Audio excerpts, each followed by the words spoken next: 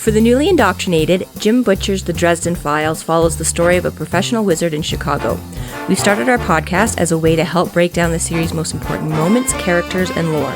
This is McAnally's Dresden Files Pubcast by Free Flow Rambling. Conjure by it at your own risk. Welcome to the McAnally's Pubcast, brought to you by Free Flow Rambling. This is episode 7.1, Into the Woods. My name is Tansenn, and I'm joined by Maggie. Hello, hello. And Jess. Hello. Strength of a River in his shoulders is a Bigfoot who has a son, Irwin Pounder. When River learns that Irwin is being bullied at school, he worries about the boy's safety and hires Harry Dresden to investigate. Harry Dresden, wizard, babysitter. The fun thing before we get into this is that if you missed it from when we said it a couple weeks ago or from our social media, now that we're doing a Bigfoot chapter, Jim Butcher and the people at Dynamite have announced a new graphic novel, which is specifically about the Bigfoot family. Yay! It comes with all the tales we already know from them, plus they're going to put out more content. And that's coming February 2022, which is nice. A little bit after this episode will come out, but a lot before the next Bigfoot episode comes out. Yeah, Erin's got to grow up a little bit. Well, yeah, I don't know what the new stories are going to be, if they're going to be falling into line after, or if they'll be more thrown to jumble of the universe. So potentially we'll be talking about it right away, depending on where we are in the timeline. Well, that's... Oh my gosh. We could have a prequel. Yeah, that'll just mess everything up. It might ruin everything. It'll... Oh my gosh. Same with there's a Toot Toot one coming out in May. That could also ruin our timeline. Toot. See, this is why I prefer the chronological of release date. No. I'm just saying my own personal preference. I went back, I was doing... We're too late now. I know. No, that's fine. Somewhere in the last couple of years, I discovered Brandon Sanderson and his Stormlight archive and that. And so, yeah, so he's got like a couple different books like in that world and whatever. So, yeah, so I was basically like, oh, well, where do I like make sure I start the first book and whatever, and which ones are adjacent and which ones are... Right, and so, yeah, there are some, again, that come before, but I always tend to, my preference is to find the publication, like, release date, because kind of like with Warlocks, Fistful of Warlocks, right? It's like, technically, that's chronologically the very first book in your story, because it happens way the heck back, but at the same time, I'm like, we don't really meet Lucio as a character until several books into the main series, right? So it's like you get more descriptors and more of a feel for her personality then, right? Then he sort of has to cram it into the first one, so... But that's all. I remember just it was like a whole thing trying to find, and there was like all these lists about like the order of the books for the Stormlight Archive and like whether I'm like, no, just when did they come out? Which one was released? So I know which characters are which and when they were. But yeah, it was funny. It was like a whole big thing. There was like all these different lists about how you could read it or what you should read it, or it doesn't really matter how you read it. I'm like, damn it, give me something concrete. But yeah. Anyways. So yes, that is very cool. That is very exciting. More Bigfoot coming. More Bigfoot. More Bigfoot. Yeah. So this one starts off, again, obviously, as we're doing it now, as we just discussed, between full moon and grave peril. Mm-hmm. So, you don't know. It doesn't really tell us exactly when between. We don't know if this is sort of like immediately. I mean, I guess it can't be immediate because Ghoul Goblin sort of happened right after. That was within a few weeks. Ghoul Goblin is 1 year after. I made note of it, like when Full moon? No. Or after Ghoul... Grave Peril is 1 year after full moon. Yes. That's what I'm trying to say. So we're... Yeah. But Ghoul Goblin happened like a couple of weeks or whatever after full moon. This has to go between November and October of 2001 to 2002. But we also have to cut this into being the school year. So this is probably before the summer break. So this is probably between November and June. Yeah, that's true. He's not talking about like slogging through mountains of snow or anything when he goes out. So yeah, it's probably, maybe we'll give him 6 months or something after. And probably and Erwin's obviously already been in school for a couple of months too at this point. Right. Minimum, yeah. Because Mama's been walking him to school for 2 months, right? Plus however much time before that. So yeah, I'd say we'll put us... So the spring semester? 6 months before Grave Peril? Yeah. More or less? After, that's what I would say is roughly. Okay. But yeah, I love how he starts off this one. He's like, most of my clients are either desperate or smart. Rarely both. Like, yeah, I know a lot of people like that too, Harry. But yeah, he's slightly suspicious about being asked to come out to the woods. So far, it's not really boding real well, but whatever. Right, it's quite the random request. Yeah. And especially, like, if you're going to make a deal with someone to go buy something off Craigslist, you're typically told to go to, like, a populated Very grocery public. store parking lot. Like, the police precinct's parking lot. Like, you're not supposed to go meet someone in the middle of the woods to sign a deal. And it doesn't even say where specifically, just like woods. Wisconsin. This is the other Go to thing. the woods is and I'll he find drives, you. Yeah, he The drives closest like woods. 6 hours to like up into Wisconsin. It's like he's in another state. Here's the route that he would have taken. Oh, nice. I did a Google Maps search just so I was. It's. What was your end destination? Northern Woods of Wisconsin? I just put in Wisconsin, and it must be northern Wisconsin because it takes from Chicago to Wisconsin. It only takes about 3 hours. So Yeah, because he had to keep going up to find them wooded areas. yeah. Well, and he's driving the Blue I Beetle. was So going to say, it wasn't just the drive time. It was the drive time in the Blue Beetle that took 6 hours. Fair. That's another thing I want to throw out here is that this Bigfoot story didn't come out until 2012. Whereas Really? I thought it was 2015. That's when I had it. Originally published June 30th of... the big 2015. Brief Cases was 2015. Oh, maybe that's what I was looking at. Bigfoot story was 2012. Gotcha, okay. So, because it was published in other authors' anthologies, right? Yeah. So that one was 2012. Yeah, I must have looked at the... So it was Grave Peril and Full Moon were both, and Stormfront, as we've said, all three books were all written within the first 2 years of each other, right? Like he'd already finished Full Moon and almost Grave Peril by the time he found a publisher for Stormfront.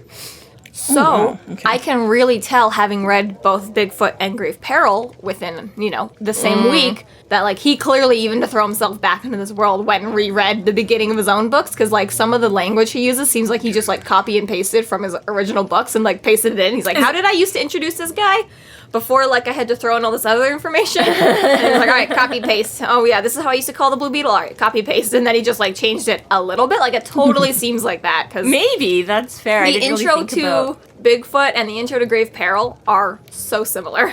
There are definitely some... But yeah, I don't think you'd pick up on if you're not reading them one right after the other. But if you are, it really seemed like he just kind of copy and pasted chapter 1. Yeah. And posted it into this. And he's like, how did I used to introduce this guy? Yeah, no, that's fair, because you're right. There does a lot changes in between as Harry's character progresses and grows, or doesn't in some cases. But yeah, exactly right. Like, what he's been through exactly is gonna... Yeah, I think it's it like, was... oh, wait, I can't mention that. Yeah, that exactly. hasn't happened yet. So that would not have been an influence yet. But yeah, that's kind of cool. That is. He's like, although this hasn't really changed with Harry. He's like... the smart people and stuff, he's like, engage my services, preferably with cash, and I do the job and everyone's happy. It's like everyone's still like, cash is, what is that phrase? cash is king. Cash is king. Although just recently going back into Critical Role, and that Cash is an angry little man. He's really funny. Love that guy. Love that guy. I'm not sure. I don't know if that'd be good or bad if Cash was king. Everyone would be dead, but they'd be having fun doing it.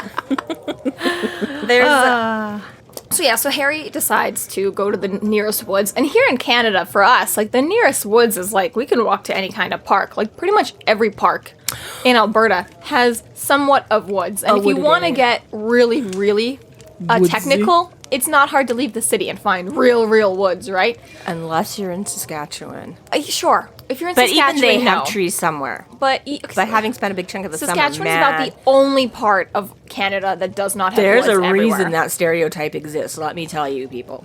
We don't live in Saskatchewan. We have trees. We have forests. We do. And everywhere else. I would even like to point out, 6 months ago, he went to Wolf Lake Park. I know, right? You didn't have to. So, I mean, I guess you're accommodating your client. I guess your client was like, hey, I'm in Maybe Wisconsin. specific But type of woods.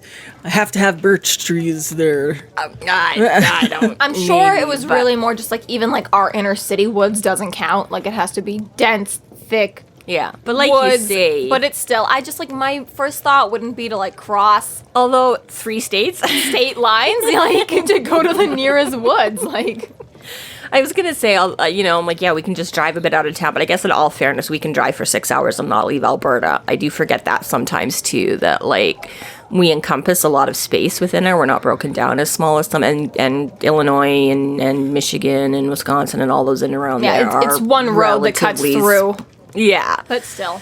But I mean, yeah, like I don't even know for sure. I know it's like Calgary to Fort Mac can be in around like a 10-hour drive if you make, and that's not even the southernmost part of Alberta to the northernmost, And like it's fairly southern to fairly northern, but like you say, that's a good 10 hours of driving, and you not much reason to go more north or more south. No, and probably not if you really want trees. But anyways, point being is that it was funny that I'm like, you would think exactly that he seeks out the dude in Chicago, and then is like, yeah, come meet me a couple of states over in the middle of nowhere. And he doesn't even really know who he is, because apparently he hasn't even really gotten his name until they introduce. And we know that, like, as we read this is obviously a short story about Bigfoot. Yeah. And Harry's like, how did you contact me? And he's like, oh, the people at the reservation called you for me, like, whatever. And the thing is like, so people 3 states over pulled up the Chicago Yellow Pages and were like, look, wizard, let's call this guy. Like, he's not on Google. Yeah, right. Like, it's not like the Yellow Pages updates for every city in the world. And I was going to say, this is still semi-early on, so, like, Harry doesn't have, like, a huge name for himself yet. Yeah. Like, he's becoming So more how is he aware in the more. Wisconsin Yellow Pages? Well, Who you up said there- 2012. I mean, I guess we got internet. Yeah, but Harry's not on the internet, and this is set in 2002. But the Yellow Pages are. So if Harry's still doing his ad of the Yellow Pages... Oh, they would have put him on the internet. All right. Right? Like, or other people that have used Harry's services might, I don't know exactly. People are leaving chat Yelp room reviews. somewhere. Yeah, That's exactly. mean. He can't even double check his own reviews. It's like, you guys don't say anything about this guy. Yeah. He has no clue. Yeah. Oh dear. Yeah. Point is that like I just find it funny. And again, like if you're desperate enough, and also people who run in certain circles will hear like some guy's advertising as a wizard. I'm sure everyone who's running in the circles is gonna know about that, right? You go to enough McAnally's pubs, you're all gonna hear about this guy who's full on like in the Yellow Pages, right? Yeah.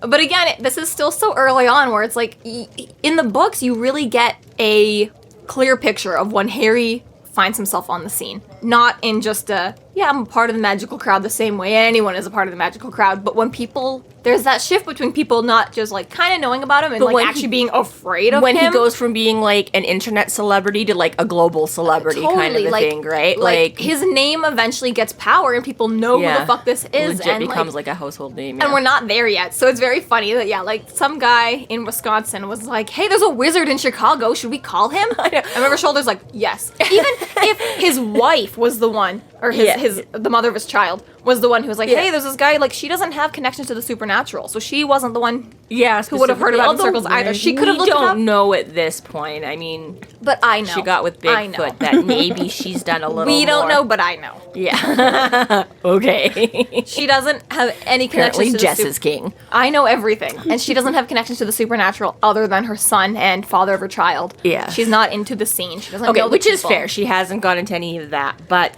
I just partially wonder with that too of, so what was said in this phone call? Because you're already talking about like the weird people and the desperate people, where Meet they're me in like, the woods, there't be money. Where he's like, sometimes they want me to guess what their problem is, in which case their problem is they're idiots. But I was like, exactly. So I'm like, so you're already stating that, okay, this is unconventional. So he's asked to meet you in the woods. You're not meeting in any kind of what you could call local woods. You haven't officially gotten Buddy's name. We don't even know that you've gotten any kind of name or not. I don't know. So Look for a Frank in the woods would be more than... What did Buddy do when he called him up? Like, hey, I've got a friend of a friend that wants to meet you in the woods about a problem I'm not sure of. It would make even more sense if there was like a sticky note left on his door, and it's like, meet me in the woods in Wisconsin. Well, and I wonder about this sometimes too. I'm like, was it through like his answering service? Because I don't know if I can't remember for sure if we've established it. I think someone called his secretary. And was I think in Stormfront he calls it, but yeah, he doesn't because he can't have an answering machine himself. He has like an answering service to take his messages and stuff, right? But it was like, yeah, but I'm like, even still, I'm like, you couldn't call anybody back. Like you got like, you're kind of like, this is weird, but I'm still just gonna go ahead and do it. Like again, I get this is still early. You don't want to turn down a job, but like, come on, Harry. Harry. What did you say about you're not usually a moron? We do know that he will accept pretty much any job because he's super broke. But I'd like it even better if, like, we knew Harry had a secretary. He comes in, she's like, hey, you got a job. You got to go to Wisconsin. He's like, all right, who's the person? I don't know. Well, how much the job is worth? I don't know. Well, what's the actual job? I don't know. So Where is it? Yeah, I don't know. Like, if even Wisconsin. funnier, yeah, you just have, like, some shitty secretary who's like, I don't know, Wisconsin. That would make more sense then. It's just someone took a bad message. But for this one, Harry's the one who took the message. And, yeah, he didn't ask any of the questions. Presumably, yeah, exactly. But yeah. I find that funny. And I mean, again, for, every time it could just be... It's called a plot hook. You're not supposed to know everything. Exactly. It could just be leaving out some of the irrelevant details. Like, really, he did know a bit more of this. It's funny, too, because, like, you're not supposed to... Like, that's, like, author 101. Like, show, don't tell. Don't tell them what happened on the phone call. Like, actually have the people, like, be on the phone call or go to the job and see what the job was about, you know? Yeah. Don't always just... But then we sit here and we're like, why the fuck wouldn't you tell us what was on that phone call? It makes no sense, bitch. Even sometimes you wrap that up, you'd be like, I got minimal information on the phone, so it made me want to go, but I don't know. Yeah. And Anyways, moving on from this. But yeah, so he gets out there, he hikes, and like again, right, we don't know, and again, it's not like Harry can use a GPS to find, so I'm not really sure how he finds this designated spot in, or if He just hikes into the woods. Supernatural just know. They just know. Well, and maybe that's all it is, right? Maybe they're just like, hey, go out to this park, we'll find you, kind of a thing, or whatever. Walk right? through the woods until you feel comfortable. Yeah, but he hikes, like he says, a couple of miles in or whatever, blasts himself a little camp. I'm like, man, can I bring you on my next cub camp? Because this would be like so much easier. Yeah, he doesn't have to like clear it. He just like blasts it. Yeah, it's like, man, that is the easiest clearing of like Anyone debris. can walk into the woods and just light shit on fire. Yeah.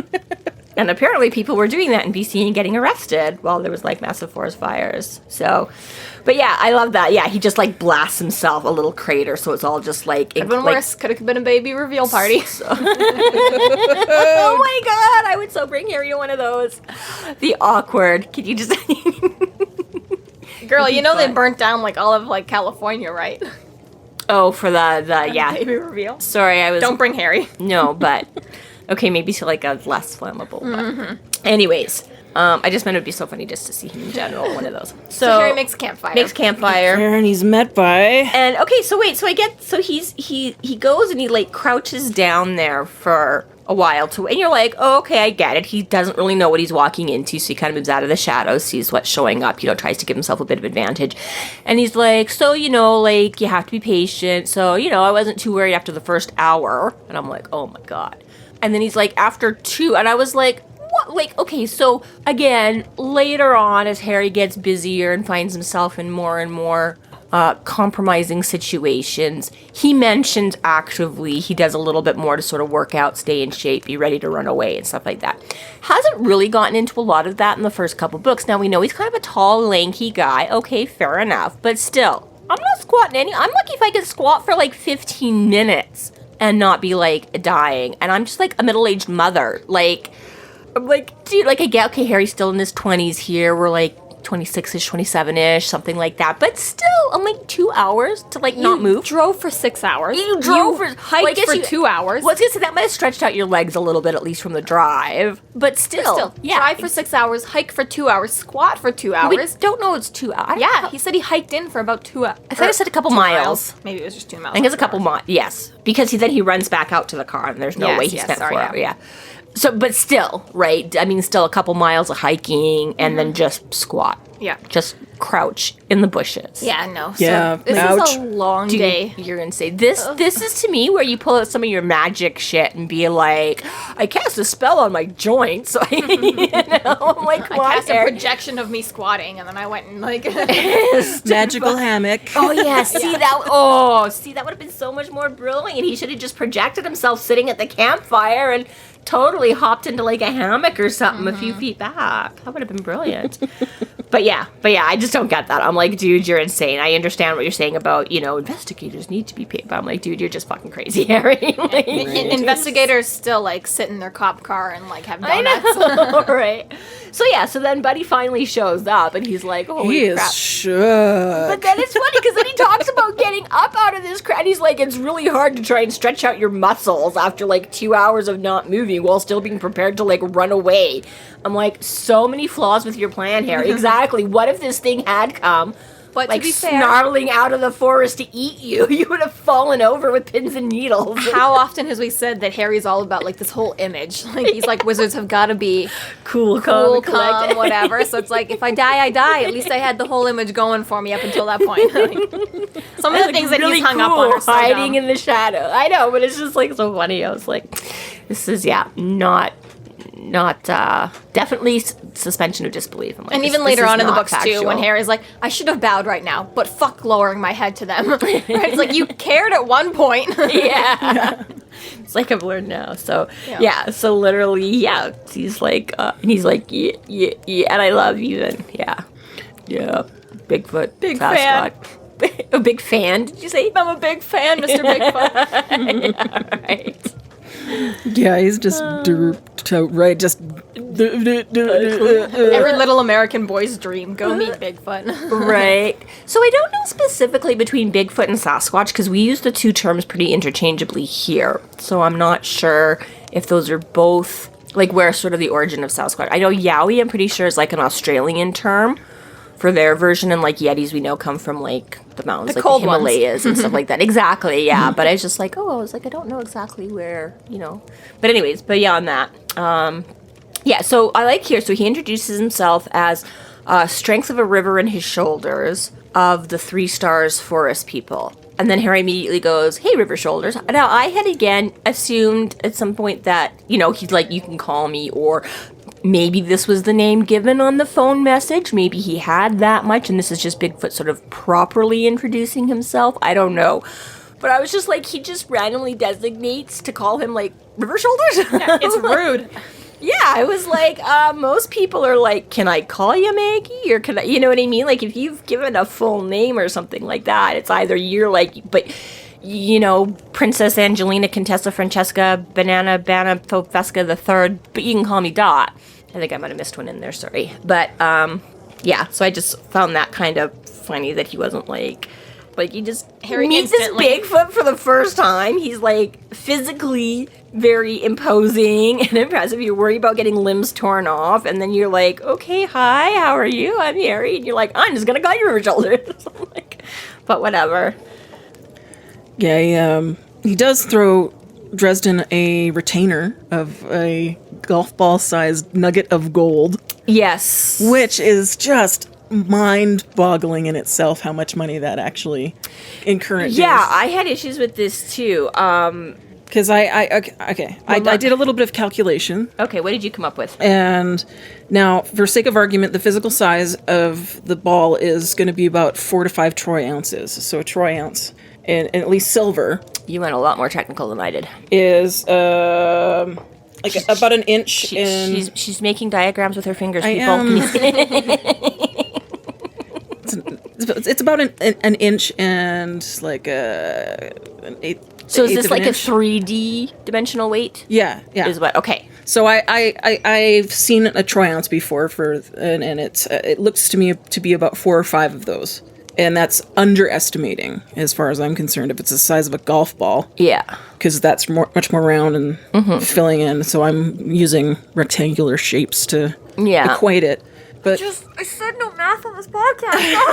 And every episode it comes back to that. so It reminds 1 ounce of gold in Canada in current Canadian dollars is $2,307. So 4 to 5 troy ounces. He paid him over $10,000 for a retainer. Is that how much a golf ball of gold is? Okay, so see, It's probably more than that. I need gold, man. I came up with a little bit very different on valuable. this. So first of all, I'm going to go back to the math thing. No. Yeah, it's hilarious. So my dad was like a math, physics, chemistry teacher, and he had a little like poster or something in his lab, and I remember it was like, what am I ever going to use math for outside of school? And then it was just like every fucking profession, like it was just all these things, it was like, which you really don't think. I mean, even being like a cashier at McDonald's or something, right? I'm like, technically, I mean, yes, okay, your cash registers do a lot for you, but it was so funny because it was like all of these things that just, and I'm like, oh, yeah, it sucks. I hate you because I hate math too. But anyways, yeah, you can't get away from it, Was unfortunately. Harry Dresden podcaster on that list? It was not, because the books weren't out then, because this was in like... Sounds like a shitty poster. 90s. Yeah. But your calculations. But my calculations. So I did not go into as much research as that, because exactly, I'm like, doesn't matter what the density weight of an actual golf ball is, because gold is much heavier and much more solid. So I was like, I didn't bother trying to do, I just looked up if anybody had found like a golf ball size nugget. So back in around, I forget. Okay, so in like 2018. So now this was more of a nugget that you see, like not like fully spherical and round, but just sort of like the width of. So it was found in like Scotland or something like that. It was estimated at around $60,000. I think US that would be. It was estimated at around $60,000. And but again, like I say, it was not. Spherical like that. It was more of a flatter piece that was just kind of a big chunk. So I looked up, there is actually one that was found. Now this was like as of 2014. So a little bit close. This has been a couple of years after Harry's payment here. But it is described as a golf, and it is a much more solid piece of like a big chunk. 1.5 million.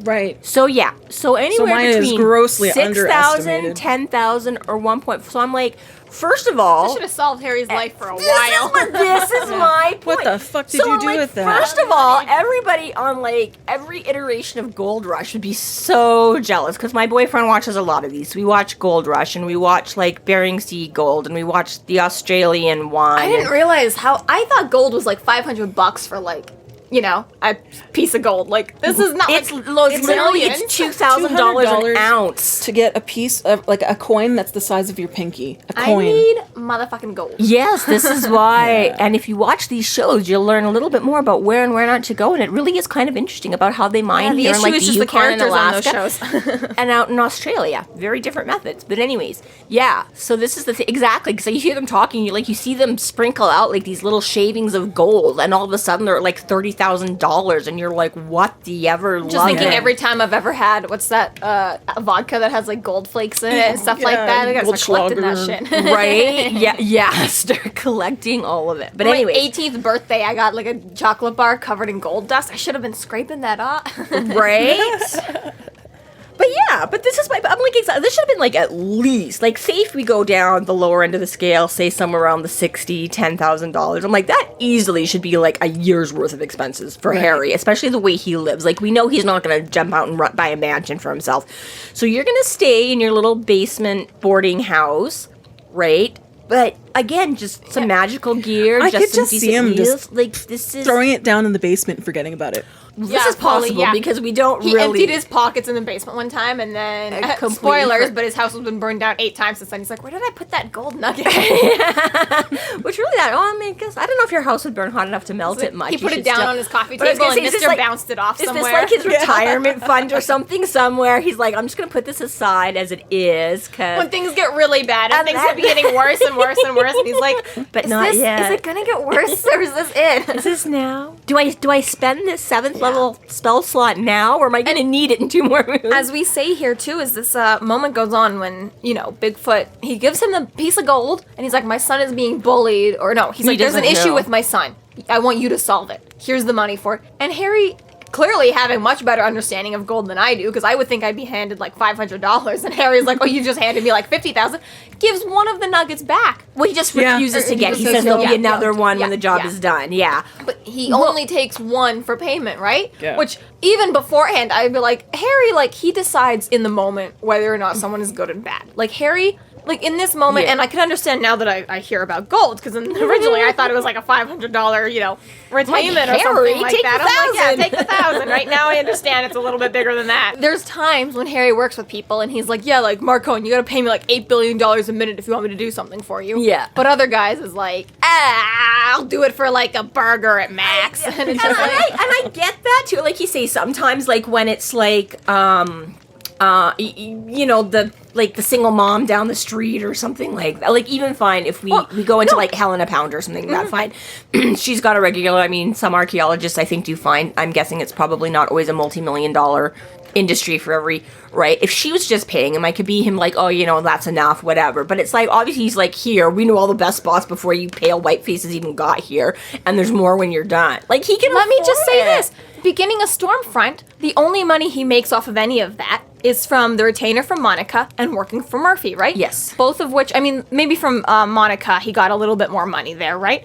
But from Murphy, it was only so much as his standard rate applies, which is whatever, right? $50 an hour or whatever. All he got paid in Full Moon was that dinner at McAnally's from Kim Delaney. Right. Because Murphy couldn't hire him Paid because in the steak. IA was investigating her. The FBI didn't pay him. They were just setting him up. The Alpha Wolves didn't pay him. The Street Wolves didn't pay him. Fucking Marcone Tara didn't pay him. Marcone didn't pay him. All he made in Full Moon was a steak sandwich at the beginning Tara of the book. got naked for him a lot. He didn't sleep with her. He slept with Susan. He didn't sleep with her. No, that's fine. But she didn't, you know, that could have been a form of, because she did get naked a lot in that book.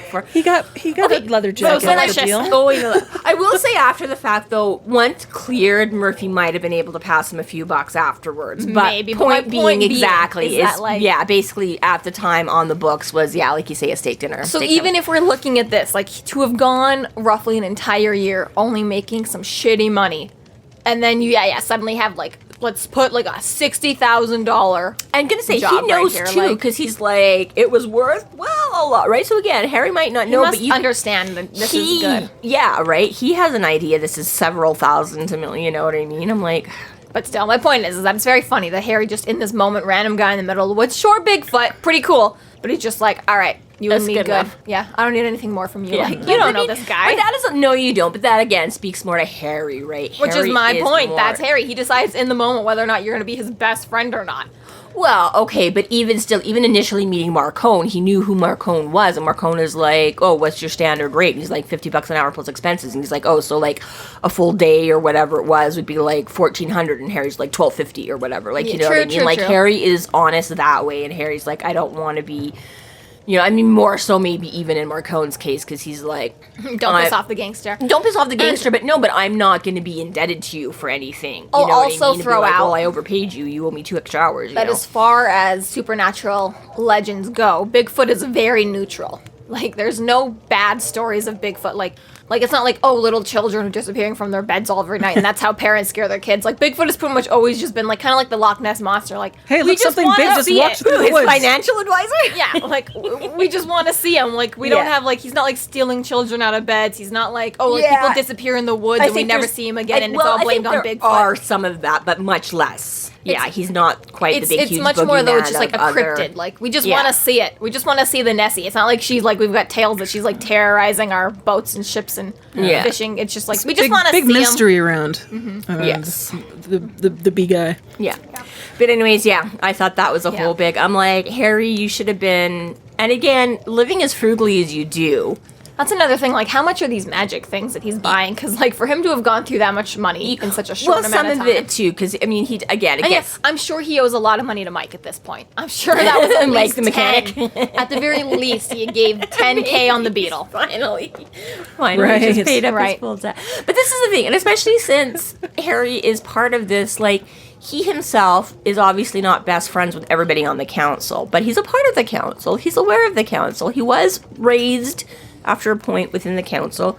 Like, again, you've already said that wizards have a long life. I'm like, somebody there knows where to invest this shit, man. Somebody knows what kind of, like, a savings account to put this in. I was gonna say the or- wizards, the White Council is just like, first of all, everybody, gold. Yeah, Gold has right, always like- been good for us. Like, Exactly, Since right? Roman Like, they've times, got to have a invest in hell of a gold. financial advisory department or something there. Like, Right. take your They have their nugget. own And, Bigfoot. and again, you might not be living large, but Harry, you could have. It seems to me like you didn't have to live quite so frugally as you have over the next few years. Yeah, there's Like, another you didn't part. have to scrape by as much as you. there's another part too where it's like definitely like Harry. Just part of it is that he likes his basement, he likes his Yeah. car, he likes that. He doesn't need to move anywhere else. and that's fair. But this whole like I haven't eaten in months is like you have money clearly. Bigfoot just gave you a bajillion. Exactly. Like, almost like again, Harry would never do this because he's a good guy. But there's almost a point where I'd be like, "Fuck, I'm gonna start bullying this Bigfoot kid. I need another job." Like you had other options, man. Like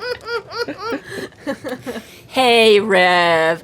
You know how originally said I didn't need the second half of that payment? Even just retroactively, maybe. If you know, because it's pretty clearly stated here that, like, Bigfoot people just have access to gold. They just know where to get it, and it's super easy for them. They're just, whatever, yeah, there's like a... Or have like their own little stockpile or whatnot. To the point where it's like, yeah, they're just like... This is nothing to him. There's this nothing. Pocket change. Yeah, right? He's like smog and has a collection. To Bigfoot, this is like $500. Yeah, exactly. It's like more than reasonable to pay someone to look into. It's like I absolutely don't need these shiny nothing. bubbles. Yeah, he's like, my entire house is made of gold. So you think it'd be easier to find him then? So the point is that, like, it's especially funny too. Like, Harry could have been like, I'm sure you'll need me for something in the future, man. Like, do you mind? Like, I need to borrow a little something. And I get they're not friends, but at the same time, I'm like, Harry, if you are on good terms with someone and you're not eating for weeks, I'm like, I feel like you could have been like, you need any jobs done, buddy? Be like, yo, dude, you want to drop like some rabbits or fish off at my door? Yeah. That'd go a long way. I can't give you a son, but...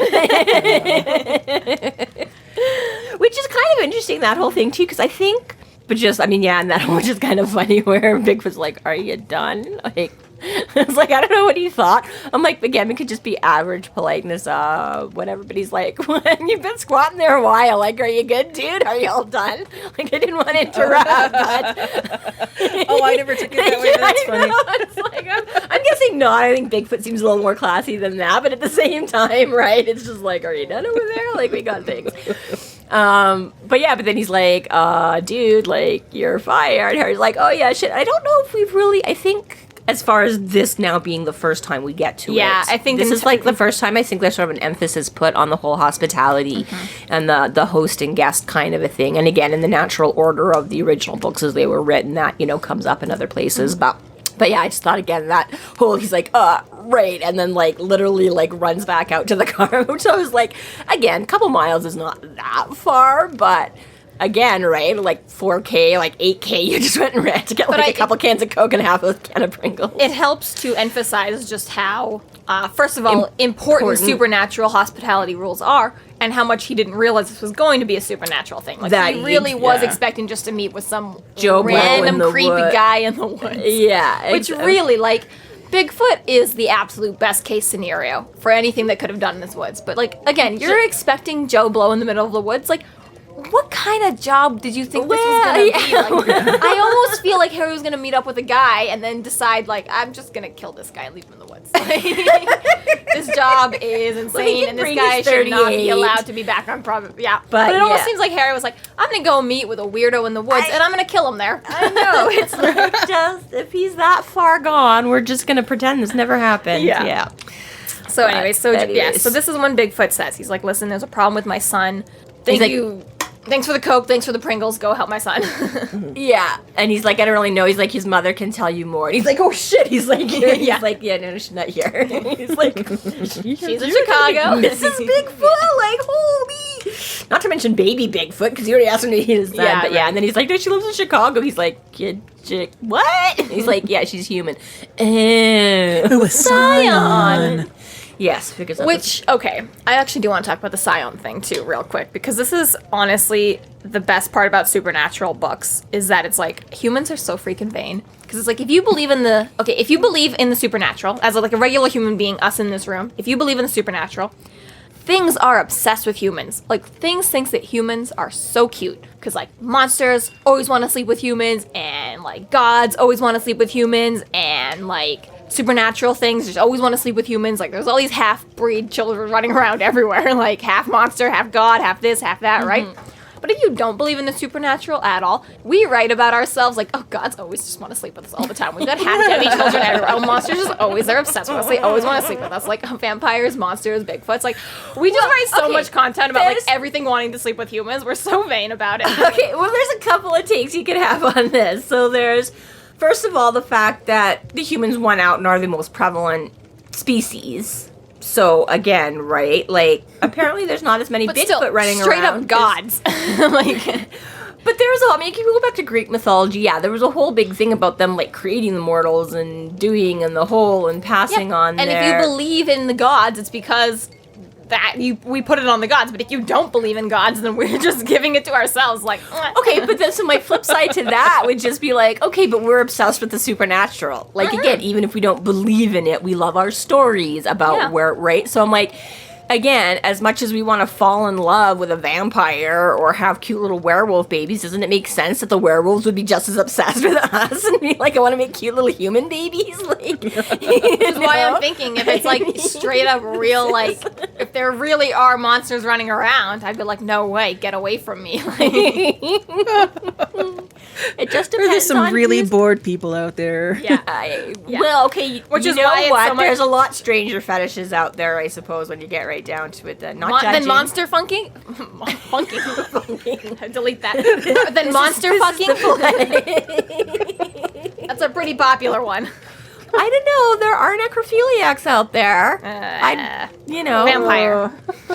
Well, this is the whole right. There's all kinds of so.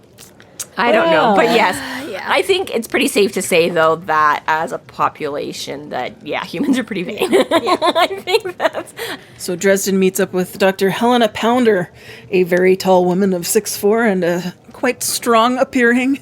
Strong stature. And I have to say, even the first time I read this, I remember thinking, and I think it's largely due to the name Helena Pounder, but it almost and then like the description of her, like pretty much instantly brought to mind Paula Poundstone for me. Which actually, I always thought she was like really tall. I always thought she was like 6 foot. Apparently, she's only like 5'8", so she's not quite as statuesque as I thought. But she was like a comedian, like more popular, more prevalent, like in around like the late 80s through the 90s and stuff like that. I remember her popping up on a few different shows and things and whatever. I don't remember where I know her from specifically, but she was like a stand-up comic and stuff. But that's just often who I get a rather, not exactly, but I get a very sort of likeness to her or whatever. And I was thinking of, like a female Arnold Schwarzenegger. Bodybuilder. Dr. Helena Pounder. She pump up the iron. But she has those nice soft hands. It's just from the tool. That's slightly calloused, which could be from pumping all that iron. I guess. You'd think you'd have more, though, from weights are, like, bigger and heavier than just... But anyways, I digress for once. So Harry's super rude. It's just like, so, baby Bigfoot, how'd that come about? How do you meet a Bigfoot, right? Yeah. And I gotta say, like, River's pretty well traveled here. So they met in Ontario. Hey, Canada shout out. And totally believable that she would have got caught out in major storms, like, early in the morning. I thought she has to be really far north, though, because Ontario is the southern part of Ontario is pretty populated. And to be Well, Yeah. yeah. But there's again, There's this is still Canada. woods. There's still a lot of wooded, And especially on the edges of all our lakes and things unpopulated like area. that, right? Yeah. True. Yeah, she doesn't specify exactly, but But even wherever still, River she's- Shoulder gets around. Yeah, because obviously she's from in. Yeah, he found her in Ontario. Yeah. Now he's hanging out in Wisconsin. She's from Chicago. So we Like, get. it would make sense why he might move down to Wisconsin to be closer to her. I guess It's like as close as he maybe. could get, So you was know? he like originally a Canadian native, or does he just hover around the border like Ontario and is like, I don't know, right? But he's traveled. He's been around a bit. Bigfoot goes places, so kudos. I like that. I'm all about that. Yep. And then, she gets a little bit, which, okay, this does not make a lot of, it was like the way he asked that. So she's like, yeah, we met, I was stranded, I was gonna die, nobody even knew I was still out there. All of a sudden he's leaving fish and rabbits, I survive, I peek, I meet him, we talk, bada Baby. bing, bada boom. So that's all well and fine. And then he's like, so you're not married or whatever. And she's like, what is that? And I get like her, she's like, what difference does it make? His answer, like, I sort of get where he's coming from. Like, I think I sort of get the, what's the word I'm looking for? The gist of whatever. How it affects how he sees things on his... It's awkward. Yeah, Like, it comes a I little don't bit out like- of nowhere. Like, if there'd been another sentence or two in there, it would have made it a little bit more clear. Yeah. He's very much, he's like, well, listen, like, I don't take orders from you. I take orders from the person who's paying from me. But she didn't make any orders of them. Well, exactly, right? He's like, he paid me, you didn't. It might have an effect on my decision process. And she's like, all right, honest enough, aren't you? No, but our situation works. And he's like, good for you. I'm like, I just don't like how that interaction comes. Like I say, I think he's looking It's to be like, awkward. exactly. It's It's very like, awkward. you guys aren't fighting. It's not like you ditched him or he ditched you. Or like, I get sort of like sort of, I think, what the underlying that maybe you're going for. But I just... Yeah, it just the wasn't made explanation clear that enough, Harry yeah. I don't like the wording. I don't Again, like like, the just an phrasing. extra sentence or two could have made it more smooth. But yeah, it is. Yeah, because Harry is like that. Sometimes Harry does exactly want to know the whys and wheres and how-tos and things like that. He doesn't, like you say, Marcone's business is very much like, you pay me, I do this. I don't give a shit what your reasonings are. And Harry's like, you pay me to do this. I don't want to do that. I'm not going to work, right? So I'm like, he does sometimes want to know more the moral reasons or the personal reasons or whatever. But yeah, I found this just awkward. Just the phrase that he chose how Butcher put it, I was just like, that does not seem like the right way. It's a little bit more attacking than like investigative, you know? Yeah, it just doesn't seem to flow right. It's just, I just didn't really like that little exchange. I'm like, yeah, like you say, it's so much better way. But then he's like, yeah, okay, good for you. Tell me about your you know, because it's so like, yeah, he's like, I'm not here to judge, but I'm like, but you came off really judgy at first. Right. And then she's like, Irwin, my angel. I'm like, and it's even especially funny for me to say that, like, this came off of, like, him writing Grave Peril, like, him rereading his book in Grave Peril to come back to write this, right? Yeah. And knowing the Grave Peril is talking about marriage right off the bat. It's like... Yeah, I know, too, that little bit of irony. Look where you are right now. In, like, a month, you're gonna be... Right. 6 months. 6 months out. I know. Yeah, But that's just, so she introduces Irwin, and I'm like, yeah, okay, you're an archaeologist, son. Like, Irwin. I'm like, this kid isn't already. So his mom's like 6'4", which, let's face it, there's not a lot of men that are average. I mean, you know, NBA players, but you know what I mean? Like, 6'4" is pretty big. Mm-hmm. And you mated with Bigfoot, who's like 9 feet tall. So chances are your kid's gonna be, you know, even if he just takes after mom and gets up to like, you know, 6'4" or something like that and is not, you know, 8 feet tall, as long as he stays within the human spectrum, he's still gonna be like, I have a friend who is 6.5 feet tall and he hit 6 foot, I think, by about 12. Oof. So, right? So 6 foot is still a decent size for most men. When you're still that young and you've already hit that height, it does set you apart from your peers and things like that, right? So even if we're just looking at that, this kid's already going to be huge to start with. You're single mom, which is not as big a deal nowadays as it is and it was and whatever. But again, right, there's still people, right? I'm like, this kid is just already, right? And I'm like, and you name him Irwin? Like, it's not the worst name in the world, but it's not exactly a really hip, cool name Well, either. neither is like, her name. Well, okay, Helena Pounder, but Irwin Pounder. I'm like, you're just not helping this kid out. Like, you're lucky it's taken this long before he's got any serious bullying. Damn. Like, you know what I mean? I like it, though. I like his name. It's cute, But I guess. it's extra funny to me, though, that you've got, like, you know, 9 and something Bigfoot and 6 and something Mama Bigfoot and whatever fucking Irwin is. But also Harry standing there, like, he's 6'8". Like, No, yeah, exactly. I like how he's even like, with he's them, he's just shorter like- than Bigfoot, but he's still taller than Mom. I like how he's just like, you fit in with these people. They're your, These are size, your yeah. people. These are your, these are your The peeps. first kind of people Harry's ever been able to, like, look in the eye and not dupe down 6 feet to talk to. Like, Yeah. it'd be especially funny to have an episode with, like, Murph with them all. Because she's just like this, like, she'd be Jesus. smaller than Irwin, just running after them all. I was gonna say, I think Comes Irwin up is to her smaller than knees. her at 9. He's like 50% of Bigfoot. Yeah, right. No kidding. But yeah, so then she's like, I think he's having problems. He's getting bullied. So this is where we can make our Buffy reference for the episode, because a lot of what Buffy the TV series was all about was monsters standing in for real life problems.